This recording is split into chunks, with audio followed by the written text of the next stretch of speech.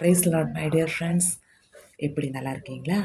கர்த்தராகிய இயேசு கிறிஸ்துவின் நாமத்தில் உங்களுக்கு என் அன்பின் வாழ்த்துக்கள். இன்றைக்கும் கர்த்தர் நம்மோடு சொல்லுகிற வேத வசனம் சங்கீதம் 25ஆம் அதிகாரம் 10ஆம் வசனம்.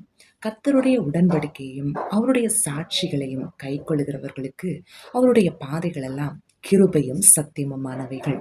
All the ways of the Lord are loving and faithful toward those who keep the demands of his covenant. ஞானஸ்நானம் அப்படிங்கிறது பாவத்திற்கு செத்து நீதிக்கு பிழைக்கிற அனுபவம்.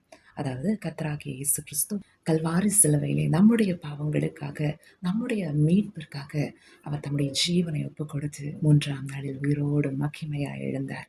அதே போலதான் நம்ம தண்ணீர்ல மூழ்கும் போது, பாவத்திற்கென்று செத்து எழும்பும்போது கர்த்தராகிய கிறிஸ்துவாகிய நீதிக்கென்று நாம் பிழைக்கிறோம். இதுதான் ஆண்டவருக்கும் நமக்குமான உடன்படிக்கை. இனி பரிசுத்த ஆவியானவர் ஆகிய சாட்சியை நாம் கை கொள்ள வேண்டும். அவருடைய சத்தத்திற்கு கீழ்ப்படிய வேண்டும். அப்படிப்பட்டவர்களுக்கு அவருடைய பாதைகள் எல்லாம் கிருபையும் சத்தியமுமானவைகள்.